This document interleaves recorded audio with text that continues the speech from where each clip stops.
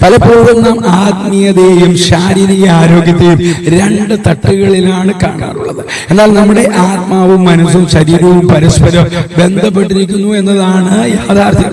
ശരീരം രോഗത്താൽ ബലഹീനമാകുമ്പോൾ അത് നമ്മുടെ ചിന്തകളെയും പ്രാർത്ഥനാ ജീവിതത്തെയും ദൈവ വ്യാപാരങ്ങളെയും വരെ ബാധിച്ചേക്കാം.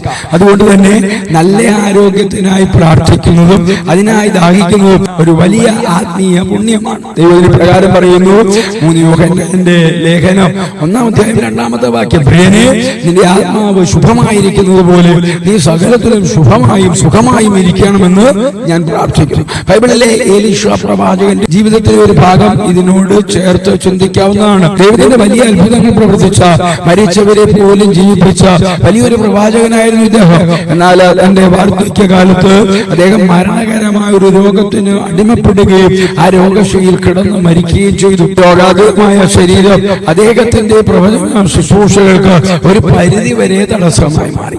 ആത്മീയമായി എത്ര വലിയ ആളാണെങ്കിലും ശാരീരികമായ ബലഹീനതകൾ മനുഷ്യ സഹജമായ പ്രവർത്തനങ്ങൾ പരിമിതപ്പെടുത്തും എന്നാണ് ഈ സംഭവം നമ്മെ ഓർമ്മിപ്പിക്കുന്നത്. അതുകൊണ്ടാണ് അപ്പോസ്തലന്മാർ വിശ്വാസികൾക്ക് ലേഖനം എഴുതുമ്പോൾ അവരുടെ ആത്മീയ നന്മയ്ക്കൊപ്പം ശാരീരിക ആരോഗ്യത്തിനായും പ്രത്യേകം പ്രാർത്ഥിച്ചിരുന്നത്.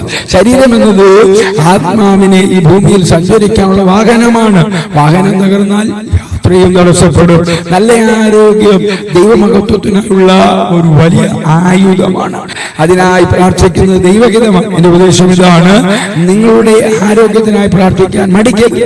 രോഗങ്ങൾ വരുമ്പോൾ അത് ദൈവഹിതമാണെന്ന് കരുതി വെറുതെ ഇരിക്കരുത്. സൗഖ്യത്തിനായി ദൈവത്തോട് നിലവിളിക്കുക. അതോടൊപ്പം തന്നെ ആരോഗ്യം തന്ന് പരിപാലിക്കണമേ എന്ന് അനുദിനം പ്രാർത്ഥിക്കുക. കാരണം ആരോഗ്യവാനായ ഒരു വ്യക്തിക്ക് മാത്രമേ കൂടുതൽ ആവേശത്തോടെ ദേവാലയത്തിൽ പോകാനും മറ്റുള്ളവർക്കായി കാരുണ്യ പ്രവൃത്തികൾ ചെയ്യാനും തളരാതെ പ്രാർത്ഥിക്കാനും സാധിക്കത്തുള്ളൂ. പ്രാർത്ഥനയിലൂടെയും നല്ല ജീവിതചര്യകളിലൂടെയും നമ്മുടെ ആരോഗ്യത്തെ കാത്തു സൂക്ഷിക്കുന്നത് ദൈവത്തിന് പ്രസാദമുള്ള പുണ്യപ്രവൃത്തിയായി നമുക്ക് മാറ്റാം.